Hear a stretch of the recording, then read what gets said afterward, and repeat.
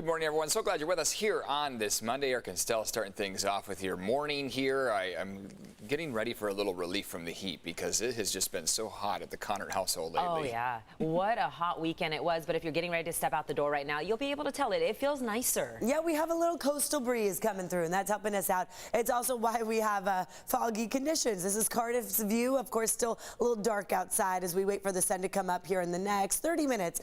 But, you know, overcast conditions just along the coast. San Miguel's camera view shows some inland areas. You're waking up to clear skies. There's Sweetwater Reservoir and the marine layers coming right up along the reservoir there. Your weather headlines today, it will be hot inland again, but temperatures are on their way down.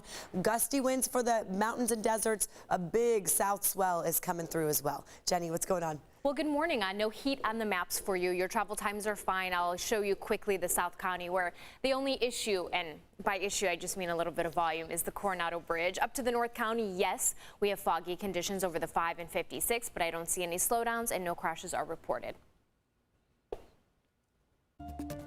Jenny, thank you. Well, we are just one day away from the state's recall election. Today, the president heads to California to support Governor Newsom as others try to replace him, make their final push. Our team of reporters getting us ready for the days ahead here. News 8's Evan Ronnie live with what we need to know about voting here, and Chris Groh telling us about a new push to get more Latinos to vote. We start with Evan. Good morning. Good morning to you as well, Eric and Stella. That's right. Those candidates making their final push as to why they should replace Governor Newsom. Governor Newsom himself, of course, hitting the campaign trail as well, calling out many of the Democrats alongside him over the last couple of weeks who have joined him on the campaign trail. So he's been joined by some pretty big names, of course, Vice President Kamala Harris. He's seen Elizabeth Warren and Amy Klobuchar alongside him. And you may have seen over the weekend even some ads, including President Barack Obama, that have been hitting the airwaves. Now, of course, tomorrow is the final day to get your ballot in if you're planning on voting in this only second historic recall election. The last one took place back in 2003 with Gray Davis being replaced by Arnold Schwarzenegger. Now, this is, of course, the only second recall election in California's history, but the second in 20 years as well. Take a listen to what some people had to say leading up to tomorrow's recall. I think that the state's going the wrong way, and I'm hoping that maybe we'll change it. I don't want to see California go to anything like Florida or Texas. If he loses or if he wins and it's close, that will be spun by Republicans and others, state and nationally, as a failure, as evidence that Democratic leadership, Democratic policies are bad for America.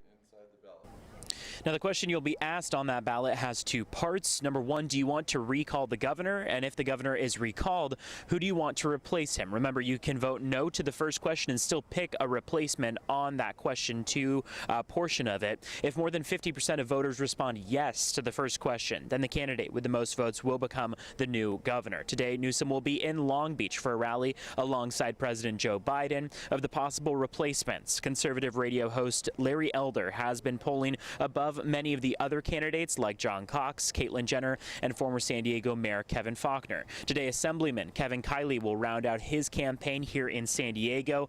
And candidates have been pushing for their bases to vote early, of course. You can still do so in person here at the county office of the registrar. You can also vote at more than 200 locations across the county. Keep in mind, you should have gotten in the mail your location for where you should be going to vote. You can also, of course, send in your mail-in ballot or drop it at a Dropbox location, regardless of the method that you choose to vote. Remember, everything must be in by tomorrow. That's Tuesday at 8 p.m. In Kearney Mesa, I'm Evan Irani, News 8. Evan, thanks. And today marks a new push to get more San Diegans to vote, especially in the Latino community. And later this morning, community leaders are coming together to make their case. News 8's Chris Groh joining us live from the newsroom with that part of the story. Good morning, Chris. Good morning, Eric and Stella. And the push today is being organized by Alliance San Diego, which is a nonpartisan group. But the message is simple. Get your voice heard, turn in your mail-in ballot, or vote in person. Now, there are a lot of numbers to back up motivation for this movement. Roughly 1 out of every 4 voters in San Diego County is from the Latino community. Statewide, they represent 1/3 of registered voters. But recent polling is showing that only 18% of the group across the state has voted so far in the recall election. Early polling had the voter group evenly split on the question of whether or not to recall Governor Gavin Newsom.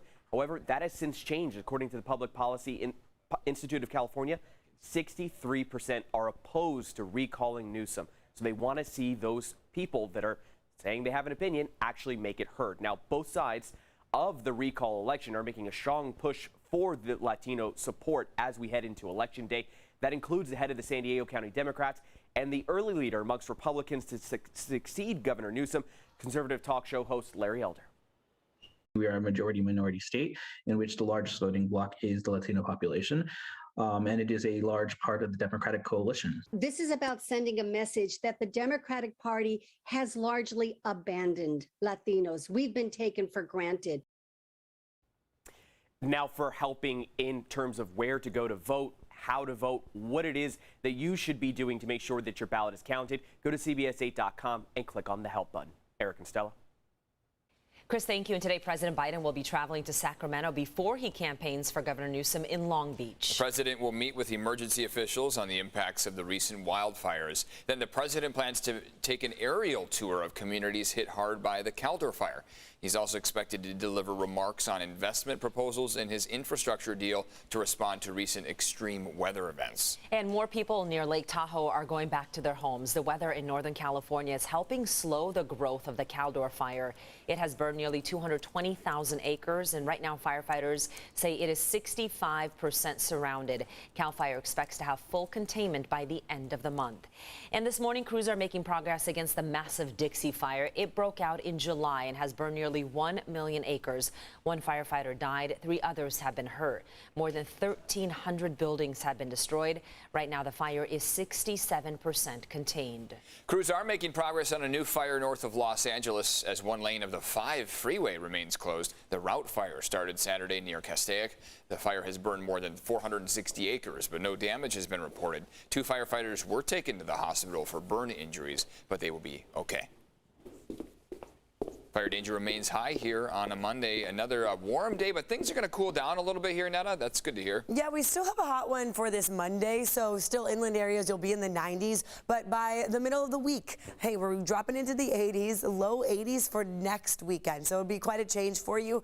Weather pattern is changing, but yeah, fire danger is up for us today in our mountains and deserts, especially. East side of the mountains, those winds are going to get pretty strong, and it's very dry in the mountains and deserts right now. This morning, you're waking up, you saw the view at Hotel Del, a little bit of overcast conditions. That's what we're seeing right there along the 5 out the way to the 15, it looks like. But further inland, El Cajon, Ramona looks to be pretty clear for you. Otay Mesa, your visibility has improved. It was down to a 3rd mile just about 30 minutes ago. Miramar, that's where you're at a 3rd mile visibility. Kearney Mesa, 1.5. So this seems to be one of our foggier locations along with Oceanside at this hour. So we do have the marine layer, coastal cool breeze coming through, temperatures in the 50s in some spots, 60s along the coastline, 70s for our mountains and deserts. So this morning does feel cooler. And then here's a look at the relative humidity. You see where the moisture is. This is where the marine layer is. You see how dry it is, though, in places like our mountains, our deserts. I mean, 11% in the early morning hours. That's really low.